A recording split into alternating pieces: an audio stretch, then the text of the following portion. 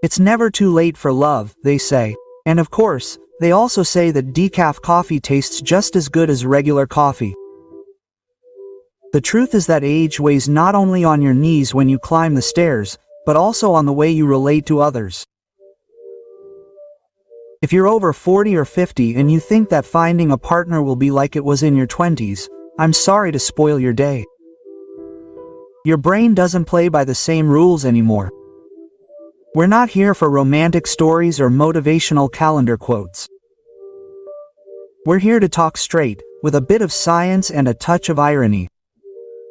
The Stoics said, "It's not what happens to you, but how you respond to it that matters."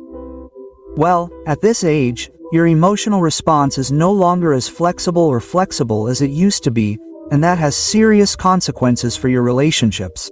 What we're going to explore today may make you uncomfortable. But it's precisely what no one tells you and what could save you years of suffering. Before we begin, if this video has value to you, I invite you to subscribe and turn on notifications. Remember, it's better to be alone and at peace than in bad company and suffering from gastritis, because in the end what matters is not filling a void with the first person who comes along, but choosing consciously. So stay until the end because I'm going to give you some clues that can completely change the way you look at love after 40. Let's get started. 1. Your brain is not the same after 40. Do you really think you can fall in love the same way you did when you were 20 without paying the price? Think of your brain as an old software program. When you were 20, it ran like a newly installed Windows. It accepted updates. It adapted without complaining. When you're 40, however, it's more like a computer with 10 tabs open in the browser and a 30% battery. Yes, it still works, but each change costs it. Stoic reference. Seneca said, "No wind is favorable to those who do not know where they are going." Well, after 40, not only is the wind not favorable, but your ship's hull is already full of rivets, which makes every maneuver require much more effort. Start by recognizing that your ability to adapt is limited. Don't try to force drastic changes in your routines just because someone new appears in your life.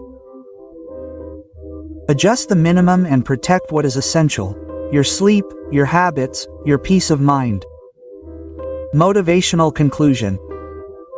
The important thing here is not to deny that you can have a relationship, but to accept that now you need more real compatibility and less romantic fantasy. Love after 40 is not a matter of fireworks, it is a matter of stability. Because if your brain no longer changes so easily, imagine what happens when you try to build emotional compatibility from scratch. Spoiler alert, it's not like putting together Lego with your child. It's more like trying to assemble a piece of Swedish furniture without instructions and with screws that don't fit. Letting yourself be carried away by passivity and believing that it will happen is a huge mistake. At this age, every decision counts. Your small daily habits are your lifelines, and if you hand them over on a silver platter just so you won't be alone, you'll end up shipwrecked. The power isn't in the miraculous relationship that changes everything, but in your constant micro-actions. Do you want peace? Cultivate peace in your day-to-day life. Do you want respect? Learn to set boundaries for yourself without waiting for the other person to figure them out. Many men believe that because they have more experience, they know more about love. But be careful, repeating the same mistake 10 times doesn't make you an expert, only a repeat offender. True experience is the one you transform into wisdom. And that only happens when you stop blaming the other person and start taking personal responsibility. So yes, your brain has changed, but that's not a condemnation, it's a warning. Now you choose more wisely or you pay with more suffering. The decision is yours. 2. Emotional compatibility, the great myth after 40. Do you really think you're going to be able to mold your character like plasticine just because someone new smiles at you nicely? At this age, you're not plasticine, you're more like cement that's already set. Sure, you can paint it, polish it, put a flower pot on it, but forget about changing its shape. Imagine this. You've spent decades fine-tuning your way of living. Your mornings have a rhythm.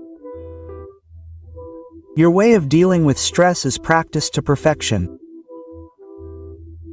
Now someone comes along who manages anxiety by talking non-stop, while all you want is silence and a cold beer.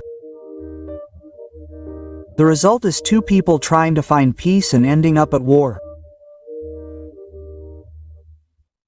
This isn't about improving communication, it's about accepting that your emotional systems operate on different frequencies, like trying to listen to rock on a radio tuned to opera. Guaranteed noise, Epictetus said, no one is free who is not their own master. Well, if at 40 you still haven't learned to regulate your emotions, don't expect a relationship to do it for you. All you'll achieve is dragging another person into your own chaos. Conversely, if you choose someone who doesn't know themselves, prepare to become a punching bag for their frustrations. Stop believing that emotional compatibility is built with endless effort. Compatibility at your age is not manufactured, it is found. It's not about resignation, it's about being realistic. And don't confuse realism with pessimism. The ironic thing is that many men think that experience gives them an advantage. I already know how to handle a relationship, they say. But if that experience hasn't been processed, all you know how to do is repeat the same patterns, only now with less patience and more gray hair. You don't need to conform like you did when you were 20. Now the key is to filter things better. Ask yourself, does this woman add to my peace or detract from it? If she detracts, no matter how attractive the idea of companionship may seem, you're going to pay the price in health, sleep, and vital energy. If you think you can force compatibility for fear of wasting time, wait until you see the next mistake. Because rushing to avoid aging is the best shortcut to a bad decision that can cost you years of life. 3. The lost time trap. The clock that pushes you to do stupid things. At a certain age, that inner voice appears and tells you, you can't grow old alone. Take advantage before it's too late. Quote. And of course, that little voice becomes a toxic advisor that pushes you to accept mediocre relationships just for fear of running out of options. The irony is that in trying to gain time, you end up wasting it on people who shouldn't take up a single weekend of your life. Imagine being offered a used car with more problems than your right knee after running, but since you think it's the last chance to own a car, you buy it. Then, you spend more and more on repairs, and in the end you discover that you would have been better off walking. That's what happens with rushed relationships. Instead of gaining companionship, you buy a whole package of stress, arguments, and sleepless nights. Science confirms it. Cortisol, the stress hormone, increases in conflictive relationships and literally ages your body faster. Yes, that same fear that tells you, I don't want to grow old alone, ends up accelerating your aging if you get together with the wrong person. It's like buying anti-wrinkle cream that actually causes more wrinkles. Many men, blinded by urgency, confuse companionship with connection. And here's the ultimate irony. In order to escape loneliness, they get into relationships that make them feel even lonelier. There's nothing more devastating than sharing a bed with someone and feeling isolated. This is premium loneliness, a luxury version with a monthly fee for suffering. It redefines what it means to make the most of your time. It's not about having company at all costs, but about investing in quality of life. Traveling, rediscovering passions, taking care of your body, strengthening friendships, creating projects. Every hour you don't waste on an absurd conflict is an hour invested in yourself. Time at this age is not measured in quantity, it's measured in quality, and nothing takes away more quality of life than an incompatible partner. The transition is inevitable. If you already understand that rushing leads to disaster, wait until you learn about the next mistake. Because if the pressure of the clock is dangerous, the fear of loneliness is even more poisonous. 4. The poison of misunderstood loneliness. Many men after 40 fall into the most common trap, confusing having someone by their side with truly being accompanied. And of course, since the fear of growing old without anyone to pass you a glass of water is strong, you end up accepting anyone who offers. But be careful, because a bad partner not only doesn't save you from loneliness, it multiplies it. It's like believing that putting sugar in burnt coffee will make you see better, right? The only thing you achieve is ruining the sugar too. The fear of being alone makes you a perfect customer for anxious dependency. You start to tolerate things that you would never accept at any other stage. Constant criticism, obvious incompatibilities, even disrespect, and you justify it with phrases like, "Well, at least I'm not alone." That's the biggest irony. You're so desperate to avoid loneliness that you end up paying for it in installments with very high interest. Imagine you have a noisy tenant in your house. At first you think, better this than the empty house. But then you don't sleep, you don't rest, and in the end your own home becomes hell. That's a relationship based on need. The noise of company kills the peace that solitude could have given you. The Stoics already said it, don't depend on what you don't control. And tell me, can you control how another person behaves? Exactly. No, the only thing you can control is your decision to stay or leave that relationship. So stop delegating your happiness to someone who barely knows how to manage their own. Make solitude a place of choice, not a punishment. Learn to enjoy your routines, your space, your silence. Conscious solitude is your best filter. It teaches you to distinguish between wanting to be with someone and needing to be with someone. When you come from a place of need, you accept garbage. When you come from a place of choice, you only accept quality. Worse than being alone is being in bad company. And no, it's not a Facebook phrase to cheer you up, it's pure science. Toxic relationships increase your stress, weaken your immune system, and steal years from your life. If you understand that bad company is more harmful than loneliness, get ready, because the next mistake is even more cruel. Repeating the same old patterns, believing that now it will work. 5. Emotional recycling. Repeating patterns and expecting different results. After 40, many men fall into the trap of thinking, this time it will be different, because now I am more mature. And the reality is that if you haven't done a deep work of self-knowledge, all you've done is age yourself. More gray hair, more wrinkles, and in many cases the same mistakes with a new wrapper. It's like believing that changing the cover on the sofa will stop the cushions from sagging. When your brain falls in love, it activates automatic programs, and those programs don't update themselves like phone apps. If you were jealous in the past, now you will be jealous with less patience. If you were controlling, now you will be more intense, because your flexibility to adapt is less. If you avoided intimacy, now you avoid it masterfully. In short, your version 4.0 repeats the same mistakes, but with updates that worsen the user experience.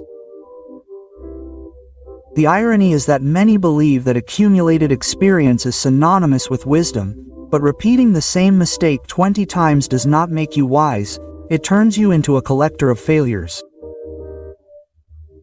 True wisdom comes when you process what happened, understand your wounds and heal them. And here's the problem. Most people never do it. Imagine that you always stumble over the same stone. One day you decide to paint the stone a different color and you think that way you'll recognize it. But since you never learn to watch where you're walking, you end up stumbling again. That's how emotional patterns work. You change partners, but you don't change yourself. Before you jump into another relationship, take a brutally honest inventory of your mistakes.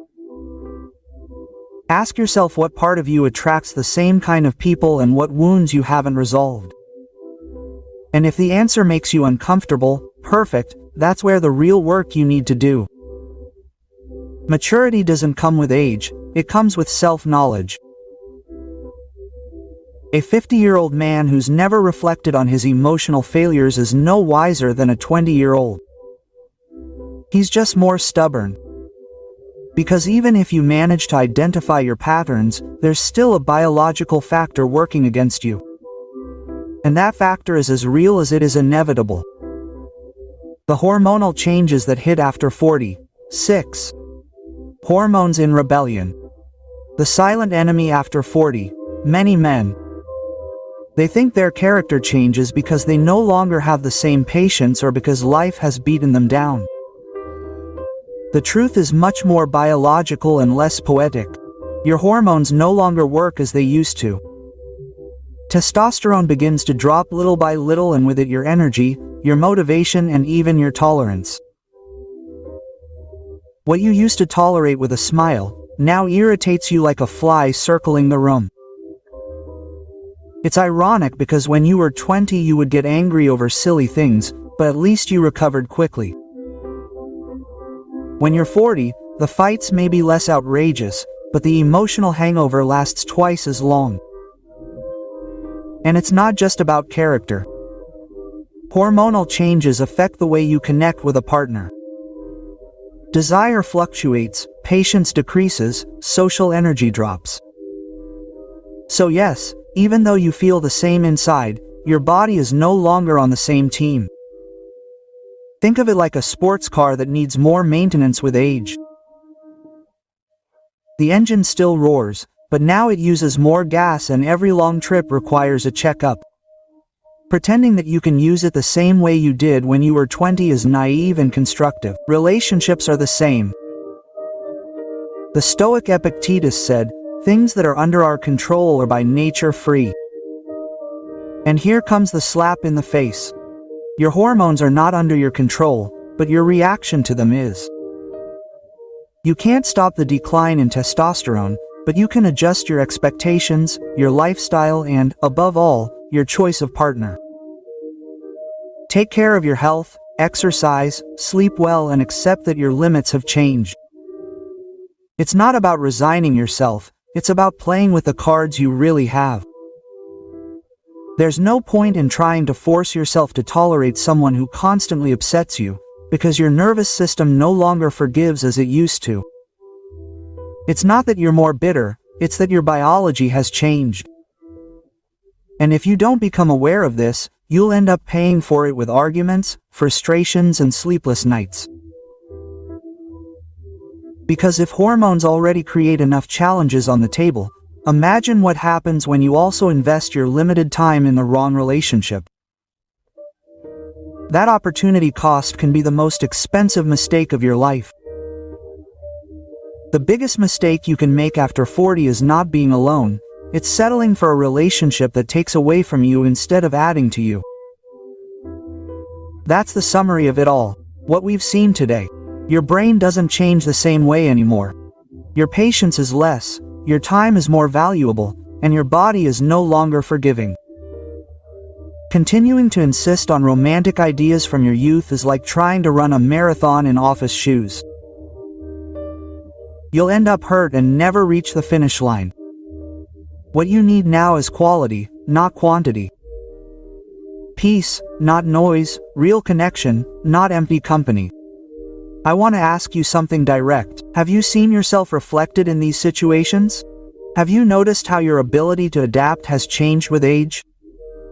Or how your body takes its toll on you in relationships that don't fit? Tell me about it in the comments, because your experience can be useful to other men who are going through exactly the same thing. This isn't just about me talking, it's about creating a space where we can all learn and grow by sharing real experiences. If you found this content useful, I invite you to subscribe and turn on notifications.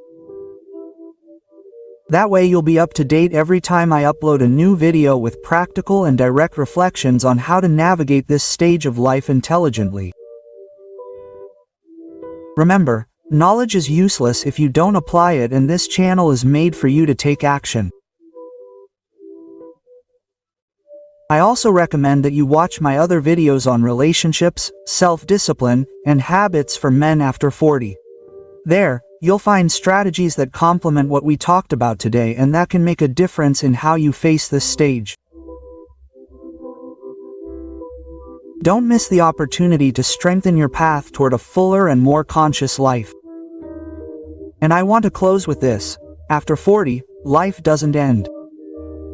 A different chapter begins. You have the opportunity to stop repeating mistakes, to choose with your head and heart, and to prioritize what truly gives you value. It's not about surviving with company, it's about living in peace, either with someone who truly fits you or with yourself. You decide whether your story will be one of resignation or authenticity. See you in the next video.